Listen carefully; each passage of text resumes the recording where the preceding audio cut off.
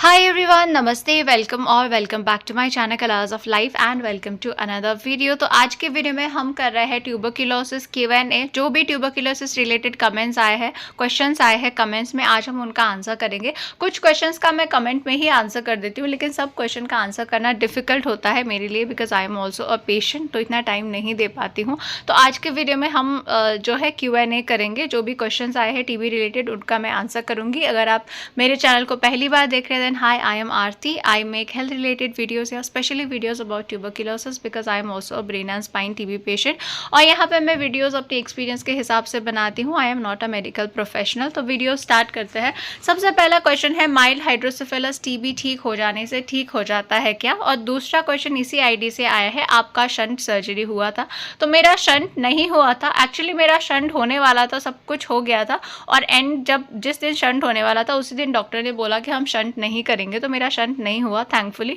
और दूसरा जो है, माइल्ड हाइड्रोसेफेलस TB ठीक हो जाने पे ठीक हो जाता है क्या? तो जब पेशेंट को हाइड्रोसेफेलस होता है तो वो डॉक्टर ही बता सकते हैं कि ये मेडिसिन से ठीक होगा या फिर उसके लिए सर्जरी करनी पड़ेगी, क्योंकि बहुत सारे हाइड्रोसेफेलस के पेशेंट को सर्जरी ही करते हैं। और अगर सर्जरी में लेट हो जाता है, सर्जरी बोलते हैं डॉक्टर, लेकिन आप सर्जरी नहीं कराते हो, तो बाद में जाके प्रॉब्लम हो सकता है, क्योंकि जब हाइड्रोसेफेलस ज़्यादा होता है तो पेशेंट को कोमा में जाने का प्रॉब्लम होता है, पैरालिसिस का प्रॉब्लम, ये सब प्रॉब्लम हो सकता है। तो अगर डॉक्टर ने सजेस्ट किया है कि आपको सर्जरी करनी चाहिए तो आप सर्जरी करिए। अगर डॉक्टर बोलते हैं कि आपको मेडिसिन से ठीक होता है तो मेडिसिन से ठीक होगा।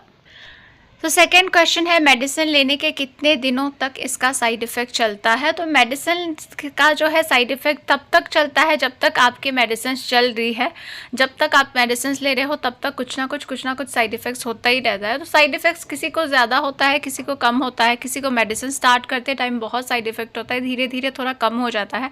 किसी को एंड तक ही साइड इफ़ेक्ट होता है। तो जब तक आप मेडिसिन लेते हो तब तक आपका थोड़ा साइड। तो उसके बाद का क्वेश्चन है, मेरी सिस्टर चल नहीं पा रही है, क्या रीज़न हो सकता है? तो चल ना पाने के बहुत सारे रीज़न हो सकते हैं। जैसे अगर किसी को बहुत ज़्यादा वीकनेस है तो भी वो खड़े नहीं हो पाते हैं, चल नहीं पाते हैं। और अगर किसी को ब्रेन या स्पाइनल कॉर्ड में TB है तो उसमें क्या होता है कि आपके लेग्स में भी अफेक्ट होता है, जिसकी वजह से इंसान चल नहीं पाता है, तो लॉन्ग टाइम तक बेड रिडन हो सकता है। तो नहीं चल पाने के बहुत ज़्यादा कारण हो सकते हैं। तो आप अपने डॉक्टर से पूछ सकते हैं कि वो क्यों नहीं चल पा रही है, क्या प्रॉब्लम क्या है। क्योंकि किसी को अगर लंग्स TB के पेशेंट है तो उनको इतना ज़्यादा लेग्स में अफेक्ट नहीं होता है, पैरालिसिस वगैरह बहुत कम होता है, लेकिन फिर भी वीकनेस की वजह से भी वो नहीं चल पाते हैं। तो आप अपने डॉक्टर से पूछ सकते हैं कि इसका क्या रीज़न है। ओके, उसके बाद का क्वेश्चन है, ma'am brain TB medicine plus seizures medicine एक साथ चलने पर ट्रीटमेंट कंप्लीट होने पर सीजर्स की मेडिसिन कब तक चलती है? तो ये डिपेंड करता है कि आपको सीजर्स कितना आ रहा है, कितना टाइम के लिए आ रहा है, और कितने कितने मतलब अगर किसी को महीने में एक बार आते हैं, किसी को 2 महीने में एक बार आता है, तो ये सब चीज़ देख के डॉक्टर डिसाइड करते हैं। अगर आपका TB ट्रीटमेंट होने से पहले ही आपका सीजर्स आना कम्प्लीटली ख़त्म हो गया तो मेडिसिन हो सकता है कि सीजर्स का बंद हो। और किसी किसी का through out the TB treatment महीने में एक बार, 2 महीने में एक बार सीजर्स आते रहते हैं, तो उनका throughout the TB treatment seizures की मेडिसिन भी चलती है, और किसी का TB ट्रीटमेंट ख़त्म होने के बाद भी चलती है। तो ये आपके कंडीशन पे डिपेंड करता है। उसके बाद का क्वेश्चन है, हेलो दीदी, ब्रेन TB हाइड्रोसेफेलस के लिए शंट सर्जरी करवानी चाहिए या नहीं? तो ये आपके डॉक्टर बताएंगे। आपका जब हाइड्रोसेफेलस डायग्नोस होगा तो डॉक्टर आपको बोलते हैं कि शंट करवाने की ज़रूरत है। अगर करवाने की ज़रूरत है, डॉक्टर बोलते हैं, तो आपको करवा लेनी चाहिए। बट फिर भी आप एक बार दूसरे न्यूरोलॉजिस्ट से ओपिनियन ले सकते हैं। हाइड्रोसेफेलस जो है ये भी एक बहुत सीरियस केस हो जाता है अगर सही टाइम पे ट्रीटमेंट ना हो। तो अगर आपके डॉक्टर सजेस्ट करते हैं कि आपको सर्जरी करवानी चाहिए शंट, तो आप एक बार दूसरे न्यूरोलॉजिस्ट से कंसल्ट करके फिर आप सर्जरी करवा सकते हैं। उसके बाद का क्वेश्चन है, दी TB में कितना फीवर आता है और कब आता है? तो जब आपका TB स्टार्टिंग होता है, जब आपको TB के सिम्टम्स होते हैं, कफिंग वगैरह या फिर नाइट स्वेट्स होते हैं, तो उस टाइम आपको बहुत फीवर आ सकता है। लेकिन जैसे ही आपका TB ट्रीटमेंट शुरू होता है, आपका 1 महीना, 2 महीना, आपको 2-3 महीने तक भी फीवर आ सकता है कभी कभी। लेकिन अगर आपका बहुत ज़्यादा ही फीवर कंटिन्यूसली आ रहा है तो आपको डॉक्टर को दिखाना चाहिए, क्योंकि किसी किसी TB पेशेंट को मेडिसिन शुरू होने के बाद फीवर इतना नहीं रहता है और किसी किसी को लॉन्ग टाइम तक रहता है। तो आप अपने डॉक्टर जो भी सजेस्ट करें आप वो कर सकते हैं। फीवर के लिए आपको फीवर की दवाई देंगे। उसके बाद का क्वेश्चन है, फैमिली में एमडी या टीबी का पेशेंट है तो उस फैमिली को टीबी की जांच कब करानी चाहिए? अगर आपकी फैमिली में एमडी या टीबी के पेशेंट है तो आप मेरा रीसेंट वीडियो ज़रूर देखिए, जहां पे मैंने बताया हुआ है कि अगर आपके फैमिली में टीबी का पेशेंट है तो आप टीबी होने से कैसे बच सकते हैं, आप क्या क्या प्रिकॉशंस ले सकते हैं और आपका पेशेंट के लिए क्या प्रिकॉशन लेना चाहिए कि घर में फैमिली को टीबी ना हो। तो आप वो वाला वीडियो देख सकते हैं। और ये वाला जो क्वेश्चन है, टीबी की जाँच कब करानी चाहिए, तो वैसे आपको टीबी की जांच कराने की ज़रूरत नहीं होती है, लेकिन अगर आप पेशेंट के बहुत ही क्लोज है और अगर आपको भी टीबी के सिम्टम्स आ रहे हैं, फीवर वगैरह आना शुरू हो गया है, कफिंग वगैरह होना शुरू हो गया है, तो आप टीबी की जांच करा सकते हैं। नहीं तो अगर आप प्रॉपर प्रिकॉशन लेंगे तो फैमिली में अगर अच्छे से प्रिकॉशन लिया है तो जांच कराने की ज़रूरत नहीं होती है। और अगर आपको सिम्टम्स आ रहे हैं, आपको डाउट हो रहा है, तो आप जाँच करा सकते हैं।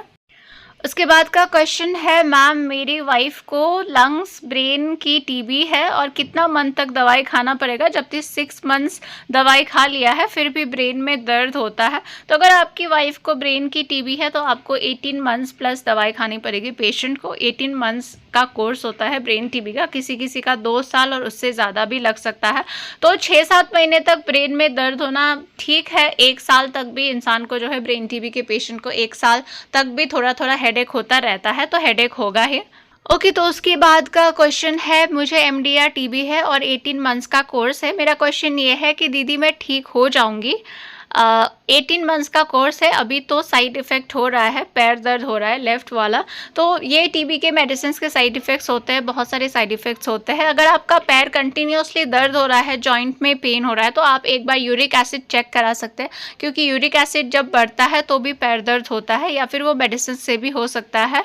और आपका 18 मंथ्स का कोर्स है, तो 18 मंथ्स का कोर्स कंप्लीट करिए, अच्छे से मेडिसिन लीजिए, अच्छा डाइट लीजिए और अच्छा सोचिए, क्योंकि आप जैसा सोचते हैं वैसा आपकी ट्रीटमेंट पे बहुत अच्छा इफेक्ट होता है, अगर आप अपने माइंड को पॉजिटिव रखते हैं तो।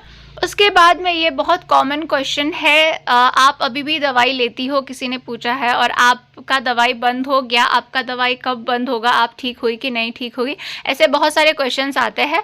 तो अभी भी मैं दवाई लेती हूँ, अभी मैं पूरी तरीके से ठीक नहीं हुई हूँ। तो आप लोगों के बहुत क्वेश्चंस है, आप लोग बहुत ये सोचते भी है कि 3 साल हो गया है फिर भी इसका मेडिसिन क्यों नहीं बंद हो रहा है। मुझे बहुत ऐसे कमेंट्स भी आते हैं कि आपका इतना टाइम से मेडिसिन क्यों बंद नहीं हो रहा है। तो उसके लिए मैं एक अलग से वीडियो बनाऊंगी, जब मेरा ट्रीटमेंट कंप्लीट हो जाएगा, जब मैं टीबी फ्री हो जाऊंगी, तो मैं आप लोगों को सब कुछ बताऊंगी कि मेरे क्या क्या कॉम्प्लिकेशंस हुए थे और क्यों मेरा टाइम ज़्यादा लगा बोल के। तो अभी मेरा ट्रीटमेंट कंप्लीट नहीं हुआ है और मैं दवाई लेती हूँ। उसके बाद में ये और एक कमेंट है, शायद क्वेश्चन है, इसको पढ़ते हैं। तो मेरा ट्रीटमेंट ख़त्म हो गया है, कंप्लीट हो गया है, बट मेरा राइट चेस्ट में थोड़ा पेन रहता है। 9 मंथ्स का ट्रीटमेंट था एमडीआर का। तो अगर आपका लंग्स टीबी का ट्रीटमेंट रिसेंटली ख़त्म हुआ है तो आपका चेस्ट में पेन रहेगा ही, क्योंकि टीबी का बैक्टीरिया जो है आपके लंग्स में अफेक्ट किया है। तो अभी अभी आपका ट्रीटमेंट ख़त्म हुआ है तो आपको लंग्स में थोड़ा थोड़ा चेस्ट में पेन रहता ही है। और जितने भी मैंने टीबी सर्वाइवर्स से बात करी है जिनका टीबी ट्रीटमेंट ख़त्म हो गया है, उनको भी थोड़ा थोड़ा चेस्ट में पेन रहता है। और उनका क्वेश्चन ये है कि प्रिकॉशन क्या लिया जाए जैसे दोबारा टीबी ना हो। तो मैंने रिसेंटली अपने चैनल पे एक वीडियो अपलोड किया है, इससे पहले वाला वीडियो आप जाके देख सकते हैं, जहाँ पे मैंने टीबी रिलैप्स को कैसे रोक सकते हैं, तो आप वो वीडियो देख सकते हैं। सो आज के लिए क्वेश्चंस इतना ही था। अब कुछ 1-2 कमेंट्स मैं पढ़ना चाहूँगी। तो सबसे पहले ये कमेंट आया है, now you are inspiration for me dear, I am glad to hear this. जब भी मुझे ऐसे कमेंट्स आते हैं तो मुझे बहुत ज़्यादा पॉजिटिव वाइब्स, पॉजिटिव एनर्जी मिलती है और मुझे आगे और अच्छा कंटेंट बनाने का एनर्जी मिलता है। बिकॉज आप लोगों को भी जानते हैं कि मैं भी पेशेंट हूँ, मेरा 3 साल से ट्रीटमेंट चल रहा है, मुझे भी स्ट्रेस, एंजाइटी, एवरीथिंग होता है, बट फिर भी मैं कोशिश करती हूँ कि मैं वीडियोज़ बनाऊँ। और ऐसे में कोई आपके काम को अप्रिशिएट करता है तो बहुत बहुत अच्छा लगता है। तो आपको दिल से थैंक यू। सो फ्रेंड्स, आज के लिए इतने ही क्वेश्चंस थे। और वीडियो एंड करने से पहले एक छोटा सा disclaimer, I am not a medical professional. तो मैं एक जनरल अवेयरनेस के लिए वीडियो बनाती हूँ और एज अ पेशेंट मैं अपना एक्सपीरियंस शेयर करती हूँ इस चैनल पे। तो अगर आपको कुछ भी प्रॉब्लम होता है तो आपको अपने डॉक्टर से ही एडवाइस लेनी चाहिए, अपने डॉक्टर से ही सलाह लेके आगे जो भी करना है वो करना चाहिए। And thank you so much for watching this video. अगर आप लोगों को मेरे वीडियोज़ पसंद आते हैं, हेल्पफुल लगते हैं, then please do hit the like button, share and subscribe my channel. Thank you.